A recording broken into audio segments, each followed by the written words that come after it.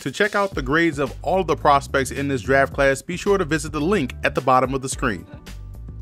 The New Orleans Saints 2017 season ended on a wild play in Minnesota, but the talk of the entire year was how great their 2017 NFL draft class was from top to bottom. So let's see if they were able to catch lightning in a bottle twice with their 2018 draft class. Boston Scott of Louisiana Tech will remind Saints fans of a recent New Orleans Saint in Marcus Murphy, who they drafted a couple of seasons ago. I can foresee a player like Scott having that type of impact on special teams. And speaking of impact, what I liked about the Saints draft was the Marcus Davenport selection. Now, to be completely clear, I didn't like the compensation given up to get him. That compensation, in my opinion, is reserved for a quarterback, and Lamar Jackson was there on the board and they passed on him. That could come back to haunt the Saints down the line. But this is about Marcus Davenport. He has the upside that you look for at the position and the want to get better. I spoke with him at the NFL Combine, and his passion for learning is unquestioned. I was also at the Senior Bowl this year, and all week long he was trying to find his way, taking the instruction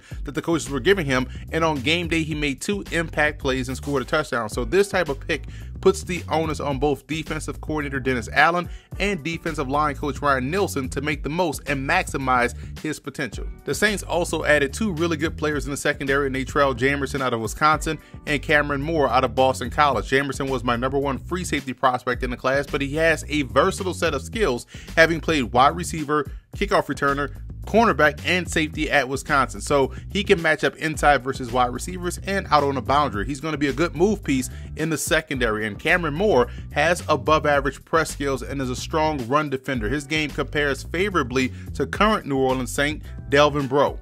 Now, what I questioned was the Tre'Quan Smith selection for 2 reasons. One, Deshaun Hamilton was still on the board. He's a better wide receiver, complete top to bottom, and would have been an ideal selection within the Saints offense. And 2, maybe they could have gone with another defensive back or linebacker with that 3rd round pick. Despite adding both Moore and Jamerson, the Saints could have used another impact player on the perimeter in the secondary. So we'll see if Smith was definitely worth the gamble.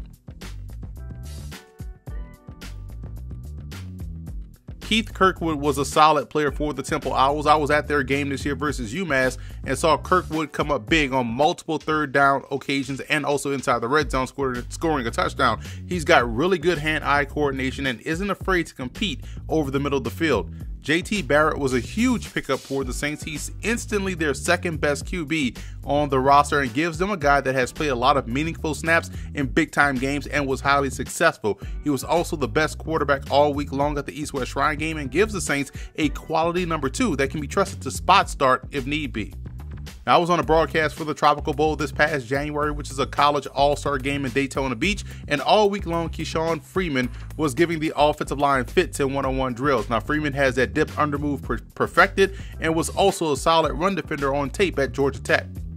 Taylor Stallworth has really good quickness off the ball and showed that ability to quickly diagnose plays while at South Carolina. Consistency and technique is going to be the key for him moving forward, but he has some work-withable skills to groom as a solid rotational piece on the interior.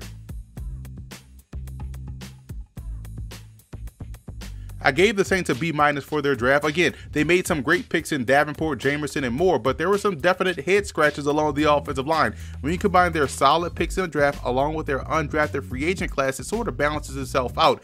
JT Barrett, in my opinion, will be a big-time surprise during training camp and in the preseason.